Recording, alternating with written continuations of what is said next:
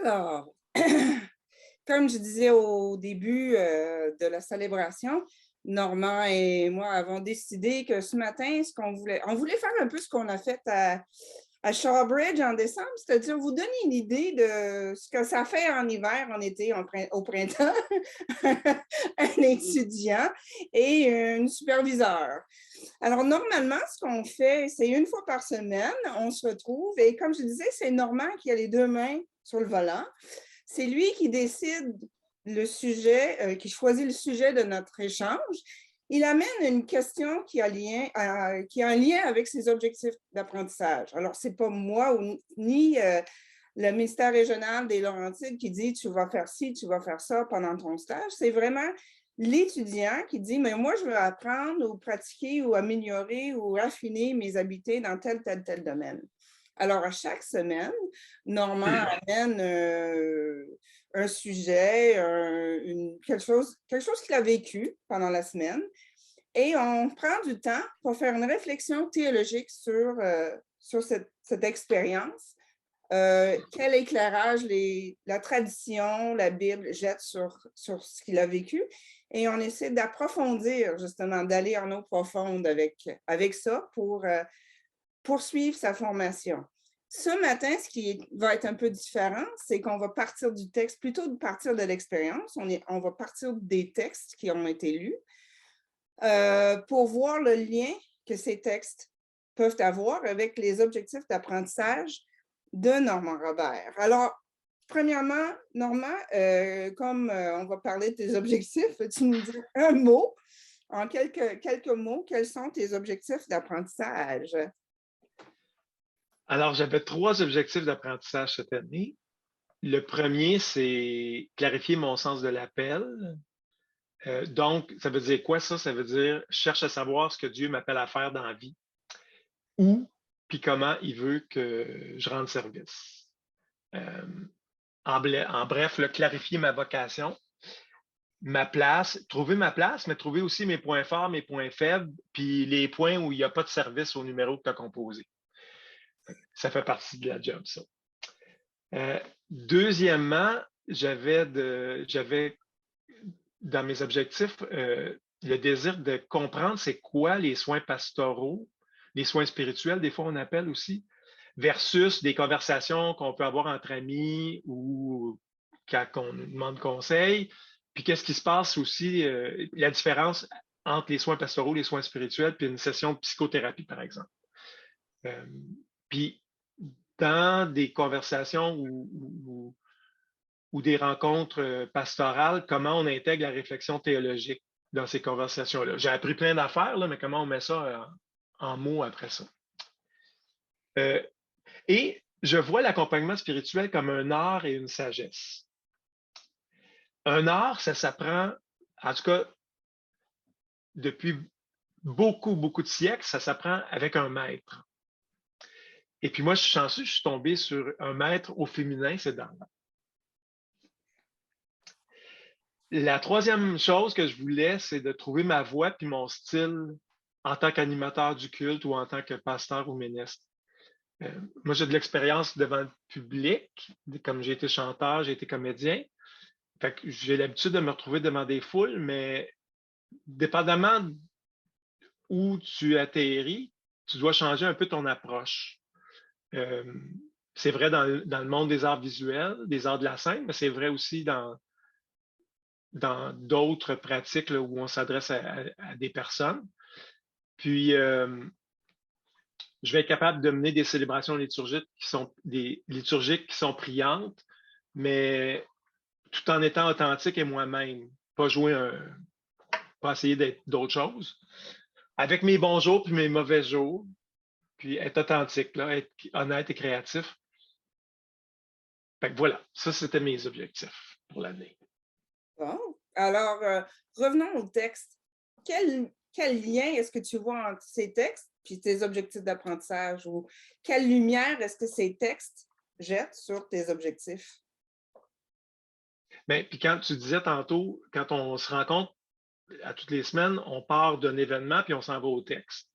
Alors là, on fait le contraire, on part du texte, on s'en va à mes objectifs d'apprentissage. Mais ça a bien tombé. Ça a bien tombé ce matin. C'était sur l'appel. Fait que, puis moi, qui me parlait dans les deux textes, bon, en fait, des deux personnages, Isaïe et Simon Pierre, je vibre avec leurs doutes. Euh, Isaïe, il se trouve impur, ce qui veut dire il se trouve pas à la hauteur. Puis en anglais, on dit not good enough. Euh, Puis les métiers que j'ai exercés dans le milieu du spectacle, sur la scène, en arrière de la scène, en TV, c'est des métiers qui nourrissent un sentiment de jamais assez bon. Fait que c'est un genre de réaction que je connais, puis j'essaie de m'éloigner de ça, de travailler là-dessus. Puis ça fait longtemps que je travaille un peu là-dessus. Euh, Parce qu'aux yeux de Dieu, on est toujours assez bon. On est comme on est, c'est bon. Mais c'est dans notre tête, les humains, on se fait croire qu'on n'est pas jamais assez bon pour faire des affaires. Puis, il me revenait un texte de Thérèse d'Avila qui dit que Dieu n'a pas de main, n'a pas de pied sur terre à part les tiens. Le Christ n'a pas d'autre corps sur terre que le tien, que les vôtres. Alors, j'ai confiance que Dieu m'a choisi comme il en a choisi d'autres, du monde pas parfait. Je pense à Moïse qui est très toujours dans ma pensée, parce que Moïse, il a tué un homme, il a fait toutes sortes d'affaires, puis il s'est sauvé, puis là, Dieu l'appelle. Puis pendant son appel, il va faire des bonnes affaires, puis il va faire des trucs so-so. Puis Simon-Pierre, c'est un pêcheur de poissons, puis Jésus vient le retrouver. Alors, il n'y a rien de. C'est pas un roi, c'est pas le CEO d'une compagnie, c'est pas une vedette, c'est pas. Ésaïe, c'est un petit peu différent, c'est un noble, mais ça veut dire que Dieu prend tout le monde de, de toutes les facettes de la société. Puis, dans les cas des deux personnages que je lisais ce matin, il n'y en a pas un, ni un ni l'autre sait ce qui va l'attendre. Puis, pour être franc, moi, je lis la fin d'un livre avant de lire le livre. Fait que c'est à cette condition que je peux trouver le moyen de savourer un livre. Pas savoir ce qui m'attend, c'est un challenge pour moi, c'est un grand défi. Puis, là, on a lu Isaïe 6 à 1 à 8, mais je suis allé voir qu'est-ce qu'il y avait avant, qu'est-ce qu'il y avait après. Fait que le verset 9, c'est écouter sans comprendre et regarder sans savoir quoi. Euh, j'ai comme, je pense que ça s'adressait à moi, c'est une bonne image qu'on l'a enlevé. Puis Dieu appelle, puis Isaïe répond, me voici. Ben, je réponds la même chose. J'ai senti un appel, je me suis pointé. C'est en réfléchissant à ça, ces deux textes-là aussi, quand on parle de notre expérience comme... Puis j'ai été très gênée quand tu as dit maître. Hein? Non, c'est pas moi ça. Je ne suis pas une maître du tout. Là. Ça fait justement ce sentiment comme c'est trop gros. Hein? C'est comme dans Ésaïe, c'est comme trop fort, c'est comme il faut baisser l'aérostat un petit peu. Mais ce verset avance en eau profonde. Je pense que c'est ce qu'on fait, toi et moi, à toutes les semaines. Souvent, toi, tu étais pris avec tes cours et tout ça, puis moi, je cours à gauche, puis à droite, je réponds au téléphone. Cette semaine, il y a eu 3600 courriels. Puis là, c'est un moment où on se dit, on va plonger en profondeur. On va prendre le temps pour aller regarder cette affaire en profondeur. Et c'est quelque chose qui manque vraiment, je dirais, pour tout le monde, dans tous les domaines, en cours à gauche puis à droite. C'est vraiment ce moment où on dit, mais allons voir ce qui est en dessous, puis ça peut être épeurant, hein? Avancer en eau profonde, d'aller vraiment, c'est quitter la sécurité, tu sais, c'est aller justement où on ne sait pas où est le fond. on n'est pas tout, on ne sait pas quelles sont tous les valises, des balises, pas les valises, des balises. Mais là, on est pasteur et prédicateur. Quel lien est-ce que tu fais entre ces textes et les gens ici qui sont aussi appelés, mais qui ne sont pas pasteurs en formation. Est-ce qu'on a eu une discussion à la parole sur le pouce, pas le vendredi passé, mais l'autre avant. Et c'est très difficile d'identifier son appel. Qu'est-ce que c'est ces textes, on va dire, à l'Église dans son ensemble aujourd'hui? Ben, écoute, déjà, j'arrive, je ne suis pas un genou, j'arrive tard dans la vie. Pas que j'ai pas eu, ça n'a pas cogné à la porte avant, mais ça m'a pris du temps avant de répondre à la porte. Puis je pensais à Luther parce qu'on s'était parlé un peu des questions, puis pour Luther, tous les baptisés sont des prêtres. C'est le sacerdoce universel, la prêtrise universelle. Euh, ce que ça veut dire, c'est que tous les baptisés sont élus, sont consacrés par la parole de Dieu. Puis comment, comme chrétien, on peut rentrer au service de Dieu? Comment on peut dire me voici? Puis Luther avait pris cette idée-là, en tout cas où il faisait un lien avec l'épître de Pierre, comme des pierres vivantes entrées dans la construction de la maison habitée par l'Esprit pour constituer une sainte communauté sacerdotale. Vous êtes là. Bon, puis ça continue. Puis notre job comme chrétien, c'est de proclamer la bonne nouvelle, de vivre en communauté cette bonne nouvelle, de la vivre, pas juste la dire, mais la vivre ensemble, puis servir. Parce que cette bonne nouvelle-là, elle nous parle de service aussi. Puis ça veut dire, c'est quoi cette bonne nouvelle-là? Des fois, je me pose la question. Puis il y avait un texte qu'on lisait il n'y a pas longtemps, puis je trouvais que ça mettait des mots. Dieu, il nous appelle à vivre quoi? Puis des fois, en hébreu, on parle de shalom, puis c'est un mot que souvent les gens disent, ah, shalom, shalom, mais ça veut dire quoi, ça, cette affaire-là? Ça veut dire, la bonne nouvelle, c'est Dieu qui nous appelle à vivre en paix entre nous, avec lui, de façon intègre, en communion, en communauté, en harmonie, puis en justice.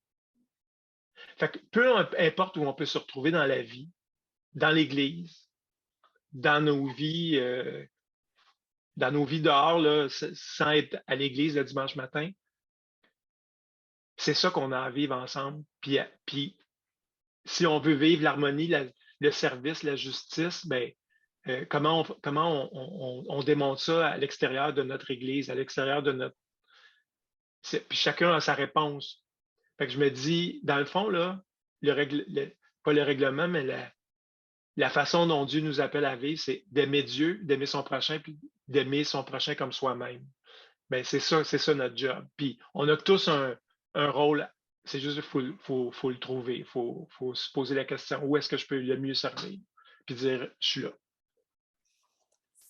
C'est intéressant parce que ça me ramène à quelque chose qu'on se dit souvent quand on parle de l'Église et puis de ton sentiment de vocation qui est quelque chose en mouvement.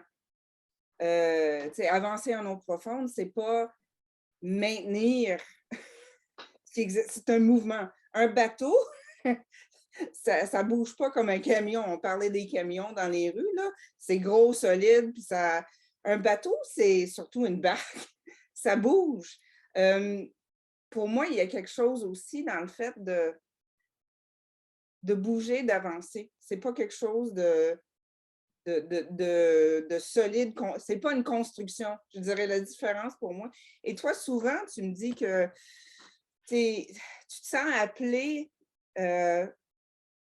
moins dans les structures de ce qui existe et plus les soins palliatifs de l'institution telle qu'elle existe et plus appelé à l'accompagnement des individus. J'entends ça souvent. Puis quand j'entends Jésus qui les appelle à laisser leur filet derrière, il y a quelque chose. Peux-tu en dire plus sur ton sentiment et pour l'avenir de l'Église et pour ce que tu vois comme moi, je vais bientôt bientôt. Tu sais, je vais prendre ma retraite dans pas longtemps, là. Tu sais, relativement, là. Alors, pour toi qui commence, moi qui ai 20 ans d'expérience, qu'est-ce que tu vois comme l'avenir pour le peuple de Dieu? Quoi ton senti, ton appel actuellement? Ben,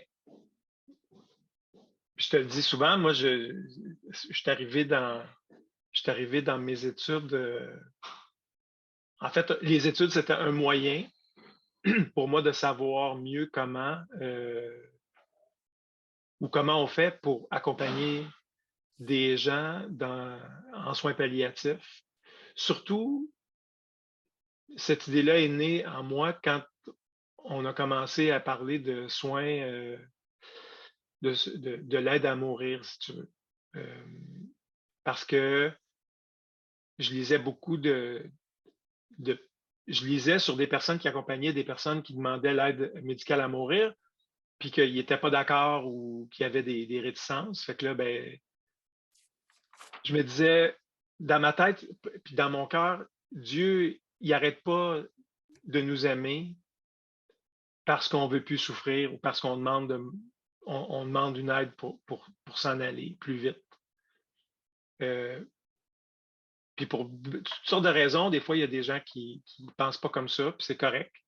Mais moi, je pense que j'aimerais ça être les mains, comme Thérèse Davy l'a dit, les mains de Dieu pour dire, regarde, non, non, je suis là, je suis avec toi même dans cette situation difficile. Puis, sans faire tout le tour de mes expériences de vie, mais je me sentais aussi appelé à aller travailler avec des prisonniers. Euh, pour leur dire aussi que Dieu est encore présent dans leur vie, même s'il y a des affaires, excusez le mot, là, mais poches qui se passent dans leur vie. Puis là, tu posais la question plutôt largement par rapport à l'Église. Ben, je pense que l'Église, elle doit sortir de ce qu'elle a fait depuis toujours. Puis ça prend de l'innovation, ça prend d'autres sortes de visions. Euh,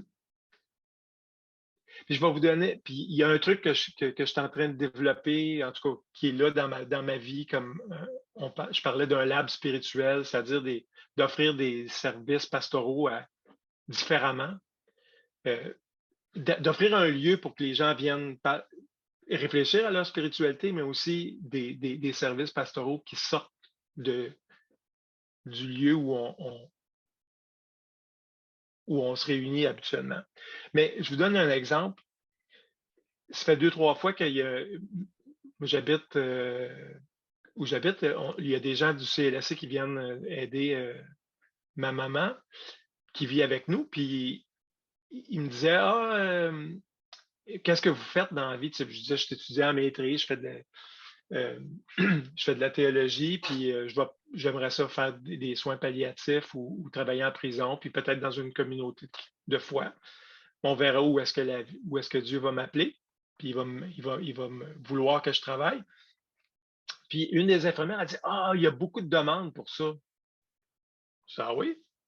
Mais ça n'a pas plus resté dans ma tête que ça.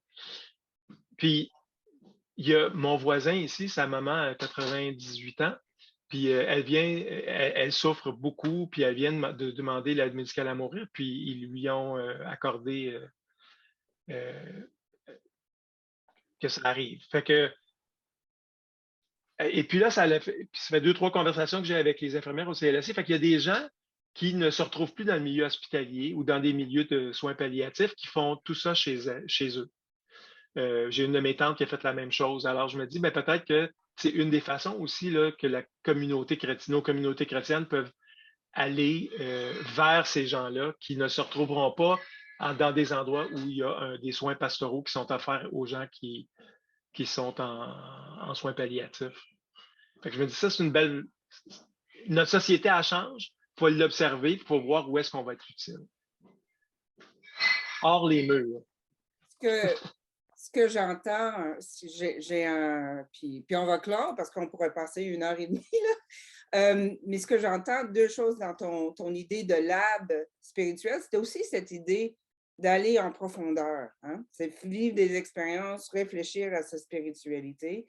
Alors profondeur et aussi cheminement, un à un. Tu sais, Jésus, souvent, il peut enseigner aux foules, mais souvent, ses principaux, miracles, c'est dans la rencontre individuelle, personnelle.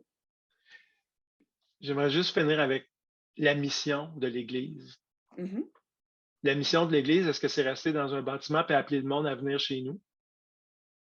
Ou c'est de sortir de chez nous pour aller voir le monde puis de vivre la justice puis le shalom que Dieu nous demande de vivre avec eux?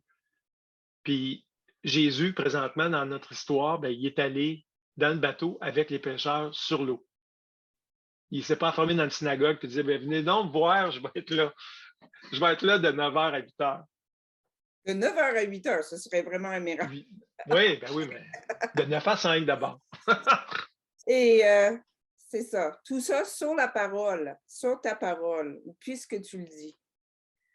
Alors, c'est là le challenge, comme tu dis, c'est d'entendre cette voix, de prendre le temps, écouter ce qu'il nous dit, puis de trouver l'énergie aussi. Parce que moi, quand justement, Pierre est fatigué, oh, je suis fatiguée, mais quand Jésus dit, puisque tu le dis, il trouve l'énergie pour avancer. Et je pense que pour moi, souvent, l'appel, c'est là où j'ai un relan ou un regain d'énergie ou un élan en avant.